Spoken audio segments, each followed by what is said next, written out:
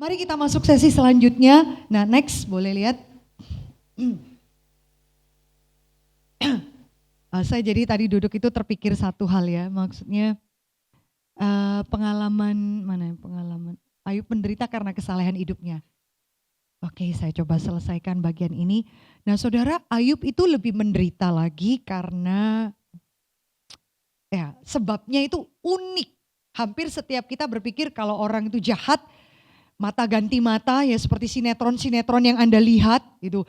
Bahkan sampai matinya pun kubur menolak dia ya. Kalau lihat sinetron-sinetron itu serem banget. Kenapa? Karena azab Allah kepadanya, karena hidupnya begitu jahat, kubur pun tidak mau menerima, kira-kira gitu ya.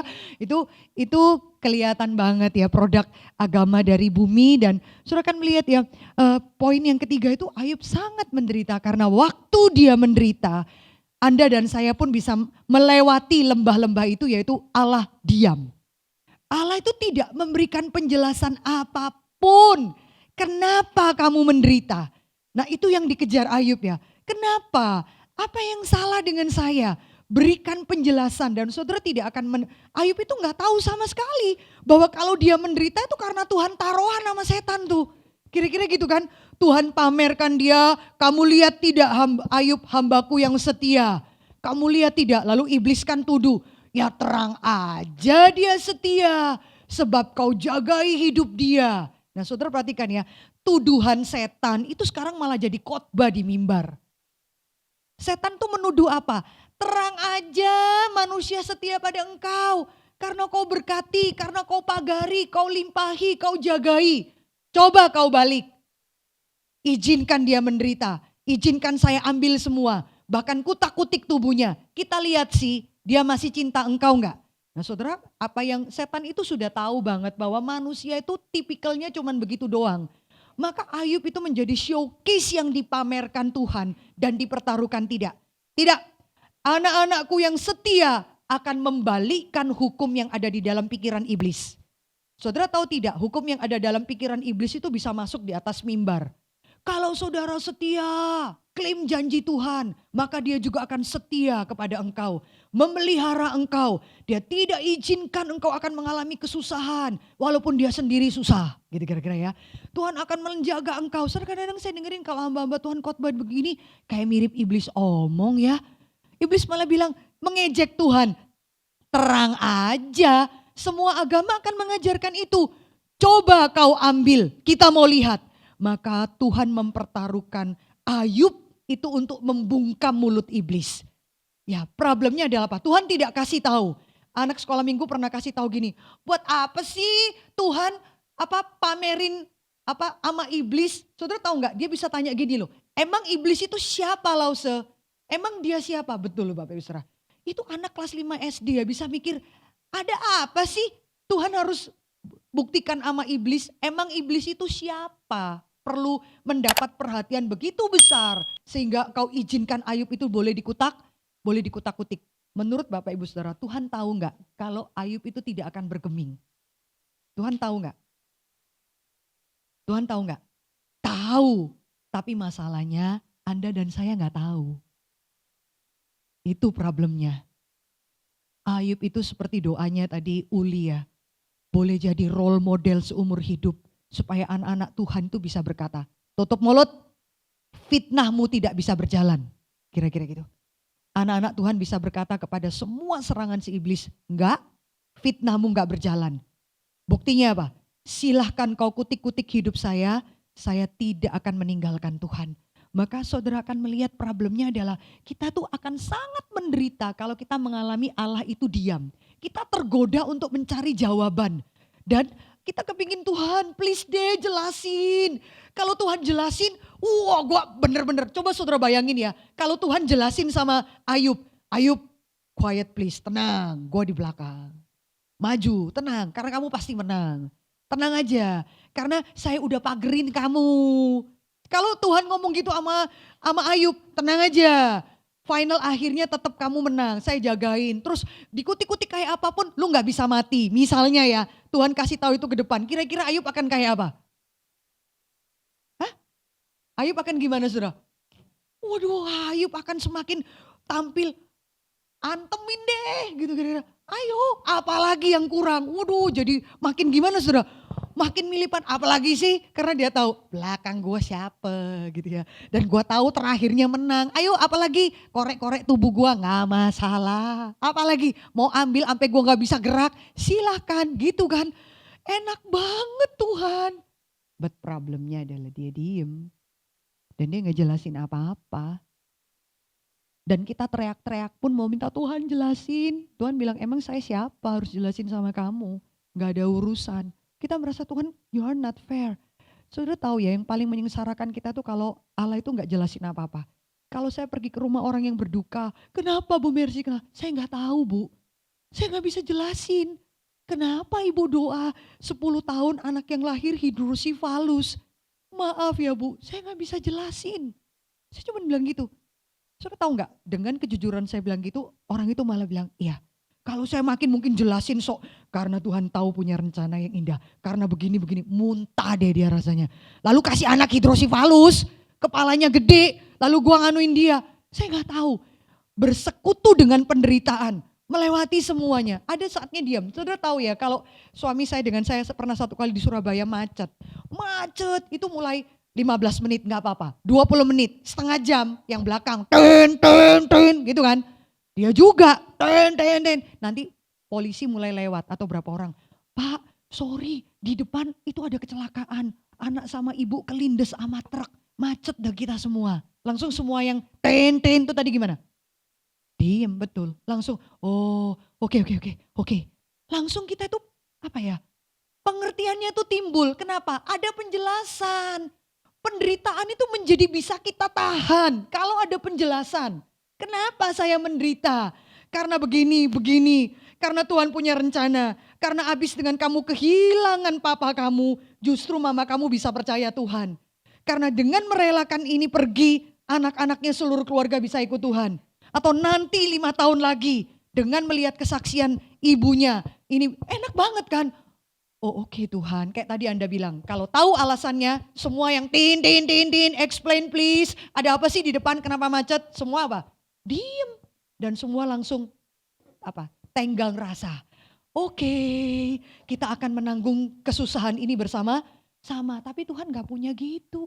Tuhan gak ada urusan harus menjelaskan, kenapa engkau gini. Dan saudara perhatikan ya, waktu Allah diam dari sudut pandangnya manusia, Allah itu tidak peduli. Saudara pada waktu diam ya, Ayub itu, ini waktu kita mepet sekali, Ayub itu bilang, saya mau minta tanya Tuhan, kenapa saya melewati ini semua? Orang-orang bilang saya berdosa, dia gumulkan saya salah apa kepadamu? Ayub sendiri tanya loh saudara sama Tuhan, dan dia merasa Tuhan itu tidak peduli. Saudara prinsip ya, kalau orang mendiamkan kita di budaya apapun, kita langsung tahu, orang ini lagi nggak baik nih sama gua, gitu saudara. Semua yang saudara kalau lihat orang diamkan, itu orang itu nggak baik sama kita. Kita pergi ke dokter tolong jelasin ini dong. Terus dia cuma lihat kita, gue jelasin aja lu nggak tahu. Waduh kita jengker, lu pikir gue bodoh bisa berantem sama dokter kayak gitu ya. Ya jadi udah nih beli resep ini. Terus kita tanya, lah kenapa saya harus beresep ini? Kenapa begini? Ada dokter tuh saudara dia nggak mau jelasin banyak hal sama kita kan. Dia bilang enggak, ibu mau beli aja atau ini. Dan setelah kita kalau lihat orang diam itu kita rasa tidak diperdulikan. Kita merasa ditolak ya. Itu beberapa perempuan-perempuan punya seni bela diri yang mengerikan. Yaitu apa? Mendiamkan orang gitu ya. Mendiamkan suami, mendiamkan anak ya. Itu seni bela diri yang aduh menyedihkan sekali. Ya karena saya perempuan saya pernah ngalami gitu juga.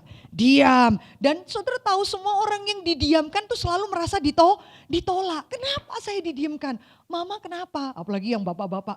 Kenapa sih lu diem? Ya gue mau diem aja. Gitu kira-kira ya. Sudah merasa gimana sih ini kira-kira. Jadi bingung. Lalu minta penjelasan kenapa. Semua yang didiamkan tuh merasa ditolak. Saudara tahu gak kalau kita menderita Tuhan mendiamkan kita doa. Tuhan buka jalan. Kita rasa Tuhan diem. Kita mikir-mikir, gak bener nih Tuhan. Saya udah mendekat sama engkau menolak saya. Prinsipnya seperti itu saudara, maka kesakitan itu dan terakhir ya, yang namanya diam itu berarti mati. Kalau masih ada kejutan-kejutan itu hidup saudara. Didit, atau kalau mulai gitu.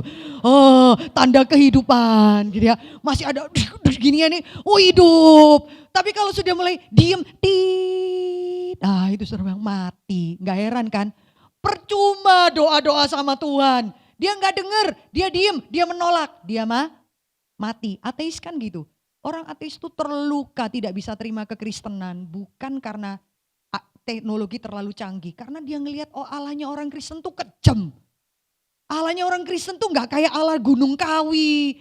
Kalau gua kasih sesajen, maka modal pengeluaran sama pemasukan rada seimbang. Kadang berlipat.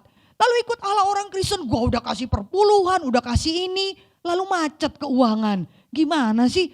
Kok bisnisnya gak lancar kayak begini, gini kira-kira ya. Hukum tabur tuai gak berjalan. Nah saudara kita akan melihat kalau diam berarti Allah mati. Padahal bijaksananya. Next ya, kita cepet-cepet aja waktunya saudara karena saya kayaknya kelamaan tadi ya di sesi yang pertama. Saudara, padahal ada satu kebenaran yang indah. Waktu Allah diam itu satu keharusan. Itu menunjukkan bahwa Allah adalah Allah pada waktu dia diam. Tidak ada satu orang pun yang berhak memerintahkan, kenapa kau lakukan ini padaku? Ayat-ayat bilang begitu kan? Siapakah yang mau jadi penasehat Tuhan dan harus memberitahu Tuhan apa yang harus Tuhan lakukan? Kira-kira gitu. Tuhan tahu gak sih jadinya Tuhan, masa perlakukan kami ciptaan kayak gitu? Roma pasal 11 katakan, siapa kamu manusia berkaki dua? Berani memberitahu Tuhan apa yang harus Tuhan lakukan. Saudara, diam itu satu keharusan. Diam itu satu kebenaran. Can you imagine kalau Tuhan itu menjelaskan sama Ayub, kayak yang saya bilang tadi. Kalau Tuhan itu curcol, maaf ya pakai istilah ini ya. Lalu Tuhan kasih tahu, Ayub kamu sedang dites. Dan kamu akan saya pamerkan ke seluruh dunia sepanjang sejarah. Dan jangan takut, kita udah tahu happy endingnya. Bahwa kau pasti menang. Lah kalau gitu bukan ujian namanya. Bocoran kalau gitu saudara. Ya kan? Terus saudara bilang Tuhan kasih tahu dong. Terus saudara berlaku tidak adil pada Tuhan. Kayak saudara mau ikut ujian. Lalu saudara bayar gurunya. Kasih tahu dong. Apa itu? Jawabannya apa? Kayak zaman kita dulu dapat beli bayar ke kepala sekolah ke ini segini. Kasih apa? Nanti dikasih tahu. Jawabannya. Lah kalau Tuhan kasih tahu jawabannya. Penjelasan lah kayak zaman kita kecil dulu yang kasih tahu ini A, B, C, D. Tapi ya kayak gitu kita sama Tuhan. Kita maunya kasih tahu dong Tuhan jawabannya. Ini akhirnya dia jadi ama saya apa enggak nih? Gitu kira-kira ya. Ini akhirnya bisnis ini jalan apa enggak? Kalau enggak ya enggak layak digumuli. Ini lewatin semua ini mama sembuh enggak? Kalau enggak ya udahlah enggak usah lah berjuang. Gitu saudara. Mentalitasnya gitu. Jadi mau tahu jawaban. Nah saudara perhatikan ya. Diam itu satu keharusan. Diam itu adalah karakter Allah. The silence of God itu Anda dan saya harus nikmati. No choice. Saudara tahu tidak diberitahu Lazarus meninggal. Yesus gak cepat-cepat datang. Diam nungguin berapa? 3 hari. Makanya Marta protes. Kau datang sekarang percuma Tuhan. Iya kan? Kau datang sekarang. Kalau kau datang berapa hari yang lalu. Saudaraku Lazarus masih hidup. Halus sekali jawaban Marta. Tapi Marta mau bilang begini, percuma. Kita udah kirim orang kasih tahu kamu 4 hari yang lalu, and then kamu datang sekarang 4 hari, 3 hari lu kemana? Gitu kan. Sorry ya bahasa saya itu bahasa, kayaknya saudara pikir, aduh ama emang sekasar itu. Di dalam semua kelembutan Marta, ada jurus tendangan rasa bersalah. Dia sudah dikubur 4 hari Tuhan. Tahu gak? Percuma kau kenapa? Saudara melihat ya. Melewati the silence of God. Ngapain sih Tuhan kerjaan? Udah tahu Lazarus sakit. Enggak cepet-cepet kayak datang. Nunggu 3 hari baru datang. Saudara akan menikmati ada saatnya seperti itu untuk mendiamkan. Diam itu apa? Keharusan. Karena apa? Itu karakter Tuhan. Tidak bisa saudara. Ada banyak hal Tuhan bilang diam. Dan saudara tahu keindahan Tuhan ya. Di dalam diam itu justru Tuhan bekerja. Ya. Kebenarannya adalah diam itu suatu keharusan karena itu karakter Allah. Saudara akan lihat banyak di dalam Alkitab itu Allah itu diam. Siapa kita gak mau didiamkan? Anak Allah aja teriak di atas kayu salib. Allahku kenapa engkau mendiamkan aku, membiarkan aku. Salib itu tempat yang paling sepi mujizat saudara. Itu tempat paling kering mujizat, itu ya di salib. Anak Allah didiamkan. Allah Bapa tidak explain apapun. Langit sepi. Yang ada adalah tertawaan manusia. Kenapa engkau biarkan aku? Butuh apa? Penjelasan. Yesus pun butuh untuk penjelasan di dalam sisi kemanusiaan dia. Dan saudara akan melihat ya, diam itu satu karusan. Kedua, diam itu Allah bekerja. Itu uniknya Tuhan. Pada waktu dia diam, dia bekerja. Beda sama manusia. Kadang ya, waktu suami saya sakit, dengan Inggrisnya Singapura yang very Singlish ya. Ini aja gitu ya, kira-kira ada A-nya belakang gitu ya. Kira-kira. Itu waktu dia ngomong itu, saya nggak ngerti dia ngomong apa saudara. Inggrisnya itu ya campur-campur Melayu gitu ya. Terus susternya tanya, terus dia bilang, ibu mengerti? Enggak. Tadi dia ngomong apa? Nggak ngerti saudara. Gitu ya, lalu saya tanya sama dia, ada berapa dokter itu nggak mau jelasin. Ibu beli aja obatnya, ambil ini. Saya tanya kenapa dok? Lalu saya bilang sama susternya, dokter ini pelit banget ya, matre banget ya. Ngitung orang datang berdasarkan uang. Susternya yang jelasin sama saya, enggak bu, dokter itu bukan begitu. Orang kalau panik itu keluar kalimat-kalimat yang gak penting saudara ya, kayak gitu ya. Dia bilang apa? Ibu kalau dijelasin, pertama ibu juga gak bakal ngerti arti-arti definisi kedokteran itu. Kedua, ibu makin takut kalau dijelasin. Oh gitu kira-kira ya. Bener gak? Bener loh saudara, kalau dijelasin, lalu yang di sini tuh 17 cm, kayak anggur suami saya. Lalu di sini 17 cm, udah naik di sini 5 cm. Lalu di sini dibongkar. Cara bongkarnya tuh kayak gini. Jadi uratnya ditarik bu nanti gini. Jadi itu luka segini, diambil. Waktu salah ambil, itu bisa putus sampai ke telinga sini. Lah kalau dia jelasin semua kayak gitu, horor gak? Bisa gak usah dibiopsi gak dok? Bisa gitu saudara. Kalau saudara GR ya sama Tuhan, jelasin semua Tuhan, gue bakal diem. Tuhan bilang, bener mau dijelasin. Waduh kalau dijelasin semua, gak salah nih Tuhan gitu kira-kira ya. Kayak dulu siapa tuh Lina kalau sakit, gak mau ke dokter. Karena makin tahu makin dijelasin, makin takut. Kira-kira gitu ya Lin, gak apa-apa ya sebut namanya gitu kira-kira ya. Makin tahu ada orang itu sampai kayak maaf ya burung onta yang kepalanya ditaruh di pasir. Gue gak mau tahu apa-apa. Makin tahu makin ketakutan. Bener loh saudara. Waktu tahu orang kalau di bone marrow itu sakitnya kayak apa diambil sumsumnya. Bisa teriak, wah kita yang istri di ujung kamar sana itu baru mau makan muntah lagi saudara. Hah, suamiku bisa teriak kayak gitu ya. Kayak suara perempuan. Kesakitan. Nah saudara kalau ditanya prosesnya, dok bone marrow itu diapain? Begini ya, itu ada jarum sekitar 10 cm. Itu langsung ditusukkan ke tulang sumsum untuk sedot sumsummu dan memang diusahakan tidak bius total. Lalu kira-kira Anda sepersekian detik akan berteriak, gitu lalu dia jelasin semua. Itu ketarik otot-otot. Dok, bisa besok aja nggak bone marrow-nya? Besok-besoknya orang Jawa itu besok lagi, nah, besok lagi. Bisa nggak dok? Aduh, makin tahu semua. Maka kadang-kadang Tuhan itu tahu ya, udah nggak usah tahu lah. Jalanin aja, kira-kira gitu ya, lewatin, belajar. Kalau semua harus dijelasin sama kamu, lu gak jalan-jalan.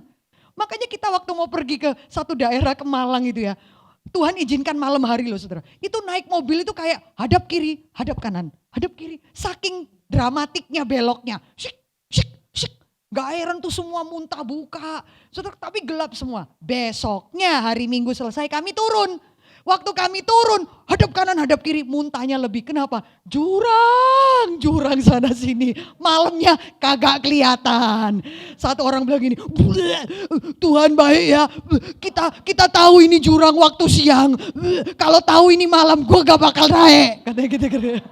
Saya mikir-mikir sambil dia rasa bener juga ya Tuhan. Kalau gua tahu malam ini jurangnya segini ekstrim. Lucu saudara, saya tanya sama supirnya, di sini ada pernah mobil yang jatuh enggak? Bu, selama 5 tahun itu cuma satu mobil yang jatuh. Bayangin saudara, 5 tahun tuh satu mobil yang jatuh, cuma satu. Loh, berapa mobil? Jarang bu, setahun 2-3 kali. Dalam hati saya, ngomong Pak dari depan. Dalam 5 tahun satu mobil. Sering gak mobil lewat sini? Ya jarang, 1 tahun 1-2 mobil. Ya itu 1 tahun 1-2 mobil, 1 jatuh. kita nggak bisa ngomong. Jadi jengkel lihat sebelah muntah sopirnya. Berjalan langsung pikir Tuhan ini humor tinggi ya. Malam-malam dibuat gelap, kita semua kayak berkorban bagi Tuhan, kabarkan Injil ke daerah sana, naik. Turunnya baru Tuhan mau lihat loh gitu. Kalau malam gua kasih tahu gini lu mau berangkat gak? Kira-kira gitu kan. Langsung mikir, mungkin kita akan mikir kita jalan kaki aja gitu kira-kira. Lalu gak nyampe-nyampe ke desa itu, lalu bilang pegel, kebaktian mundur. Aduh banyak resenya. Jadi kita pikir-pikir, iya juga ya. Lu gak ngerti kita tuh kadang-kadang berdoa untuk sesuatu yang kita tidak tahu. Tahu ya Elia berdoa, Tuhan lebih baik aku mati, cukuplah. Kan gitu kan doanya Elia waktu lari dari Isabel, dia minta mati kan. Aduh, kalau semua yang keluar dari mulut kita itu diizinkan Tuhan dijalankan, hancurlah hidup kita. Sembar, aku pingin gini, jadi baru kita sadar error juga ya minta gitu ya kira-kira. Balik lagi, kalau gitu saya minta kiri, ya udah jalan sana. Salah juga saudara, ada film Butterfly Effect ya. Yang main itu Ashton Kutcher, suaminya Demi Moore udah cerai. Aduh gue tahu juga hamba-hamba tuh kira-kira. Ketahuan dapurnya ya. Itu Butterfly Effect. Dia merasa kenapa saya hidup susah gini. Boleh gak turun-turun ke belakang masa kecilnya diperbaiki. Jadi intinya dalam film itu dia perbaiki tetap hidupnya susah. Kenapa? Gak mungkin bisa. Apa yang kamu lewati dulu itu ada yang harus kamu bayar.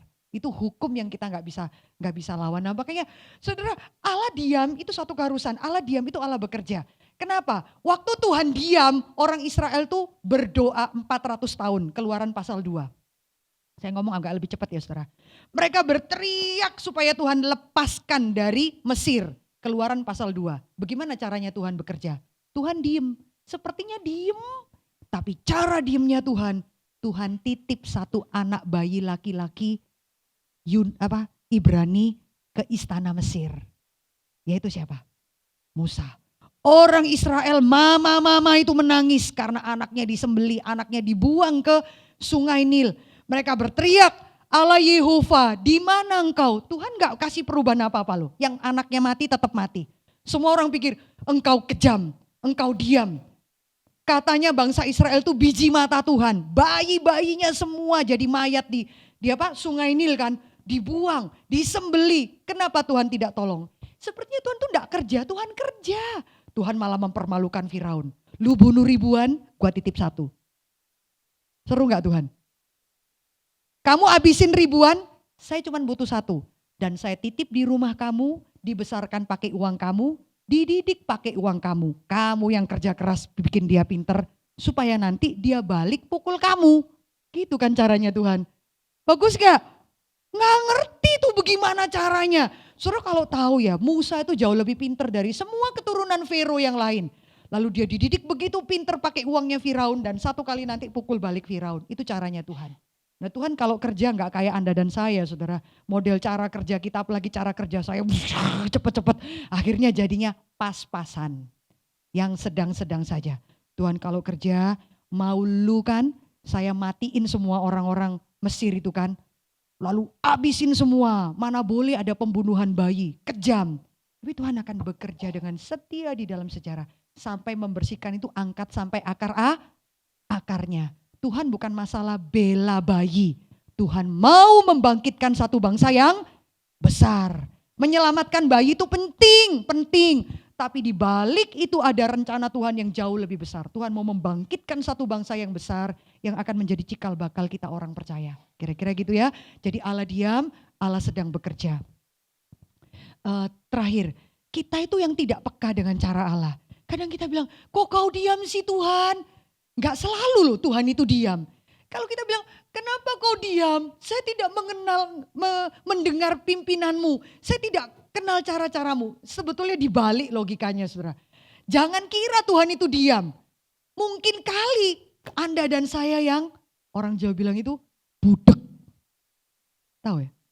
Tahu budek. What is that mean with budek Pak Donald? Ya, apa budek di dalam bahasa Batak? Apa?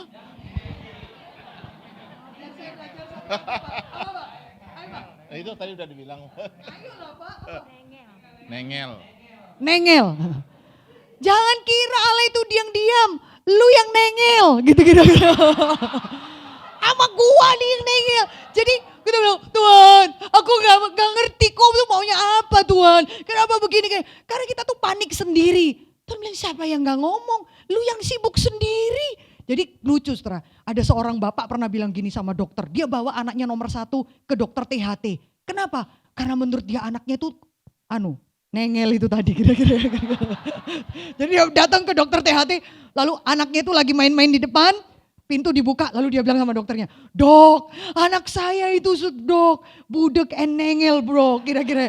Dan gak bisa denger anak coba dok lihat ya. Mas dokter itu bingung-bingung, masa sih kelihatannya anaknya baik-baik saja. Dok lihat ya, terus dia panggil anaknya. Joshua, tuh dok, dia gak denger, dia nengel dok. Dokternya lihat, belum ngomong, 1 kali lagi ya dok. Saya panggil ya, lalu dia panggil, Joshua, dok gak ada suara jawab kan dok.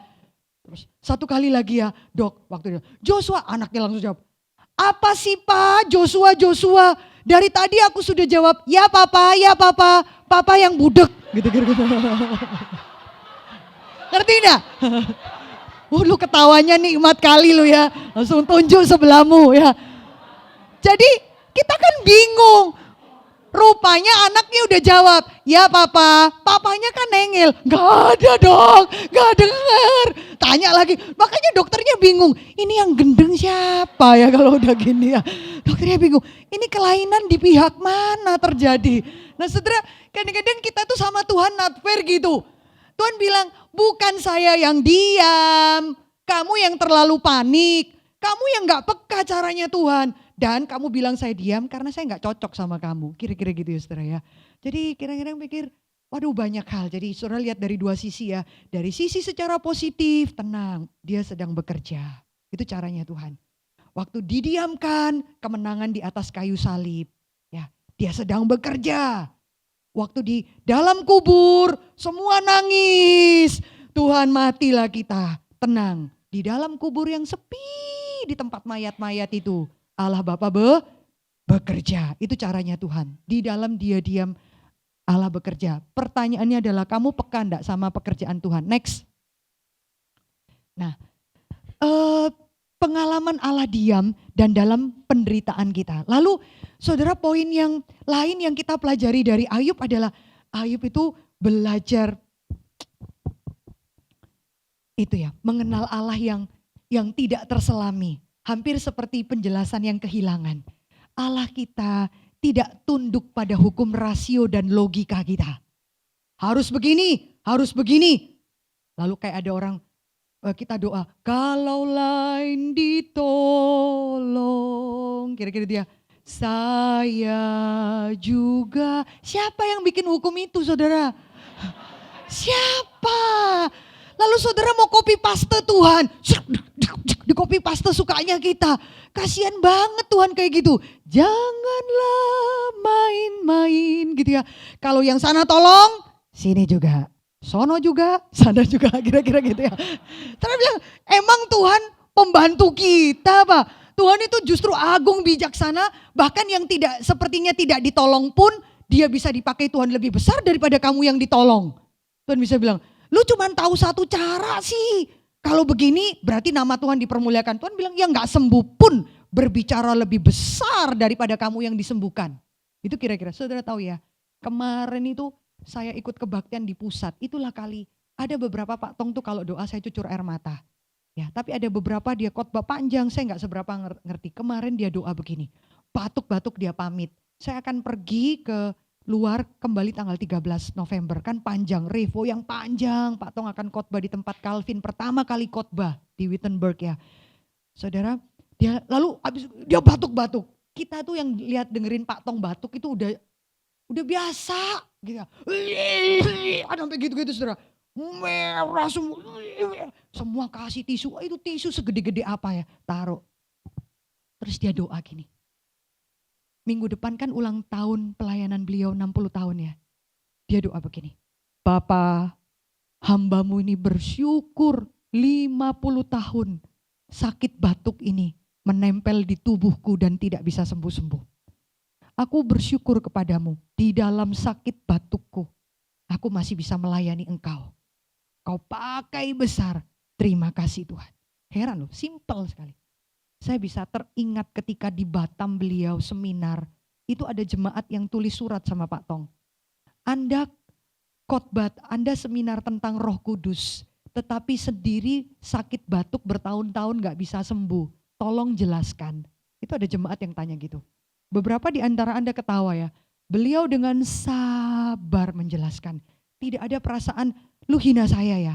Lu hina saya. Dia jelaskan. Menurut kalian, orang yang sehat, orang yang baik, orang yang dia jelaskan. Itu baru bisa melayani Tuhan. Dia jelaskan gitu ya. Tapi jarang orang berpikir, sakit, gak bisa apa-apa, terluka, masih bisa melayani Tuhan. Dia jelasin pelan-pelan. Kalau saya sampai mati pun, saya gak bisa sembuh dari sakit batuk. Itu bukan sesuatu yang terlalu heroik. Itu kecil sekali. Dia bilang gitu. Karena ada banyak orang yang lebih sakit dari beliau dan masih tetap bisa melayani Tuhan. Jadi jiwa kayak gini, saudara ngerti ya, mujizat itu dari sudut pandang orang itu remeh-temeh sekali. Kayak orang pergi ke Ponari itu loh saudara. Dapat batunya, sembuh. Cuman gitu doang. Mujizat itu begitu saudara. Ada mujizat yang lebih besar yang mata jasmani kita ini gak bisa lihat. Yaitu orang itu terkapar sakit. Orang kayak Stefanus sudah mau mati. Saudara tahu nggak? Yang Stefanus takutkan tuh bukan batu.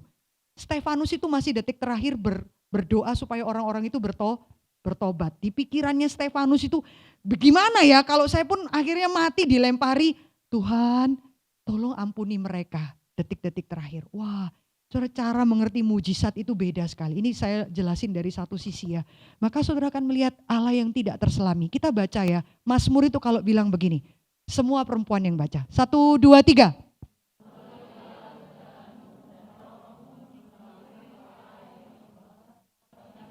Iya. Pemazmur gambarkan Allah itu melalui laut jalanmu. Lorongmu itu melalui muka air dan luas. Tetapi jejakmu tidak kelihatan. Di China itu ada seseorang pergi perang. Lalu pedang saktinya itu katanya jatuh. Waktu dia pergi naik perahu. Pedang saktinya jatuh. Lalu dia bilang celaka.